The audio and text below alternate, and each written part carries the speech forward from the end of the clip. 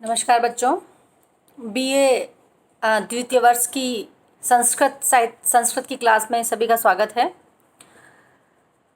आप लोगों के संस्कृत के प्रथम प्रश्न पत्र में वेद से संबंधित वैदिक सूक्त कुसुमांजलि एक पाठ्य पुस्तक है।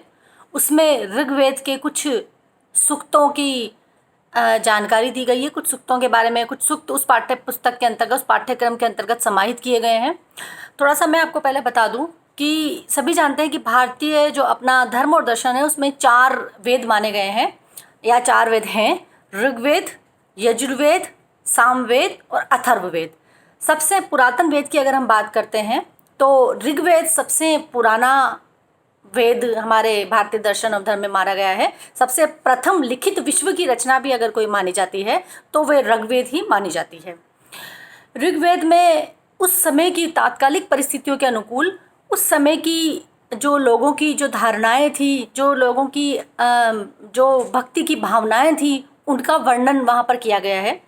ऋग्वेद के प्रत्येक मंडल में कुछ सूक्त हैं और उन सूक्तों में पृथक पृथक देवताओं की तात्कालिक समय में जो प्राकृतिक शक्तियाँ थीं उनको भी देव रूप में ही मान करके, उनको ही बल्कि में देव रूप में मान करके उनकी स्तुति की जाती थी, उनसे मंगल के लिए कामना की जाती थी, उनसे प्रार्थनाएं की जाती थी कि आप हमें सुख समृद्धि और संपन्नता प्रदान करें।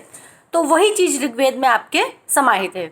सबसे पहला जो ऋग्वेद में आपके पाठ्यक्रम में जो सूक्त है वो है, सबसे पहले सूक्त की अगर हम बात करते हैं तो अग्नि सूक्त। आपके पाठ्यक्रम में अग्नि सूक्त जो है ऋग्वेद के जो प्रथम मंडल का पहला सूक्त है, पहले मंडल का पहला सूक्त, वो आपके पाठ्यक्रम में विद्यमान है और इसके देवता अग्नि हैं। हर सूक्त का कोई ना कोई देवता, देवता से मतलब है कि उस सूक्त में जिस देवता की प्रशंसा की गई है, जिस देवता को सम्माननीय माना गया है, वो ही उस सूक्त का देवता होता था। तो ऋग्वेद का ये प्रथम मंडल का प्रथम सूक्त, अग्नि इसके देवता हैं, इसके ऋषि विश्वामित्र हैं। देखो बच्चों, ऐसा माना जाता है कि जो ऋग्वेद है वो अलौकिक रचना है, यानी कि वो किसी व्यक्ति द्वारा या किसी इंसान द्वारा लिखी गई रचनाएं नहीं है, बल्कि वो जो रचनाएं हैं उनके सभी सूक्तों के कोई ना कोई मंत्र दृष्टा थे। मंत्र दृष्टा से मतलब है कि मंत्रों को देखने वाले, यानी कि ऋषि विश्वामित्र ने अग्नि सूक्त के इन मंत्रों को देखा और देख करके आपके प्रथम मंडल के प्रथम सूक्त के रूप में समाहित किया। तो इसीलिए इस जो आपका ये जो सूक्त है, इसके जो दृष्टा ऋषि हैं वो ऋषि विश्वामित्र माने गए हैं। तो ऋषि विश्वामित्र इसके मंत्र दृष्टा ऋषि माने गए हैं और छंद यहाँ पर गायत्री है। प्रत्येक सूक्त का एक कोई ना कोई छंद है। उसी छंद में पूरी उस सूक्त के जितने भी मंत्र, देखो बच्चों ध्यान देने की बात है कि हम जो लौकिक साहित्य पढ़ते हैं वहाँ पर श्लोक कहा जाता है और यहाँ पर श्लोक नहीं कह के मंत्र कहा जाता है। तो वैदिक साहित्य में जो भी आपके पास ऋग्वेद के अंतर्गत जो पाठ्य योग्य जो श्लोक आएंगे उन्हें हम मंत्र कहेंगे। तो पहली बात तो ये, और दूसरी बात ये कि तुमने अभी तक लौकिक साहित्य ही पढ़ा है, तो लौकिक में और वैदिक में काफ़ी अंतर है।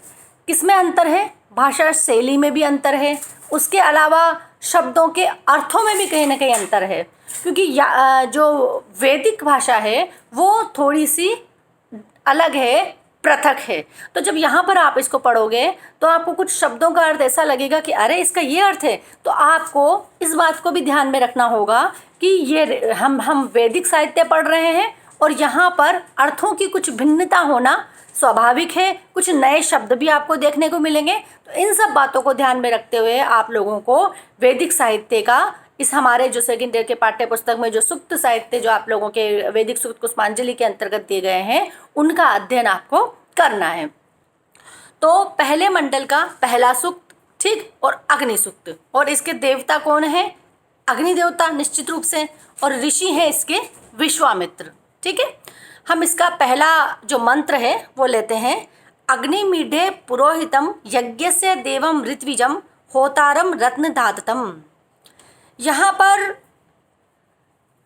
जो है विश्वामित्र ऋषि कह रहे हैं कि यज्ञस्य पुरोहितम, कि जो यज्ञ के पुरोहित हैं, अर्थात जो किसी भी यज्ञ को पूरा करने वाले हैं। यानी कि देखो, हम जब यज्ञ करते हैं तो उसमें सबसे पहले हम यज्ञ में अग्नि जलाई जाती है, ठीक, और उस अग्नि में जो सामग्री डाली जाती है वही वहाँ हमारी उस आराध्य देव तक भी पहुँचती है। तो इसलिए अग्नि ही जो है वो यज्ञ में किसका काम करते हैं, पुरोहित का काम करते हैं, हमारे यज्ञ को संपन्न बनाने का काम करते हैं। तो यज्ञस्य पुरोहितम, यज्ञ के पुरोहित, देवम, दूसरा शब्द यहाँ पे उनके लिए प्रयोग किया गया अग्निदेव के लिए, देवम। देवम से मतलब है यहाँ पर दिव्य गुणों से युक्त। देवम, देवम शब्द से हम जानते हैं देव, अग्निदेव कह दो आप, लेकिन देव का जो वास्तविक अर्थ है, उस देव और देव दो देव होते हैं। जो देव है वो भाग्य के अर्थ में आता है, और ये जो देव है जो देवताओं के अर्थ में आता है, उसका वास्तविक अर्थ होता है दिव्य गुणों से युक्त। इसके बाद तीसरा उनके लिए जो शब्द प्रयोग किया गया है वो है ऋत्विजम, अर्थात यज्ञ करने वाले। क्योंकि देखो, यज्ञ को संपन्न कराने में महत्वपूर्ण भूमिका किसकी होती है, अग्नि की, तो वो ही ऋत्विज हैं, अग्नि यज्ञ को संपन्न कराने वाले हैं। कौन है, अग्नि देव।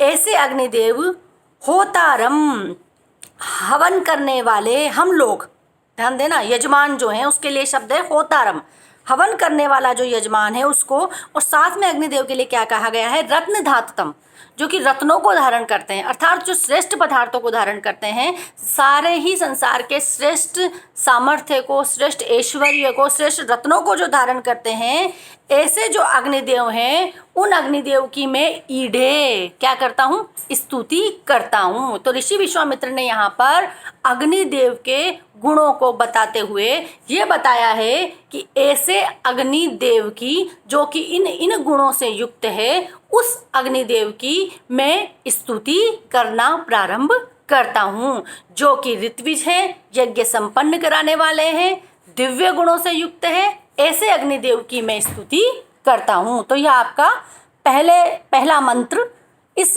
अग्निदेव वाले जो अपना सूक्त है उसका पहला मंत्र।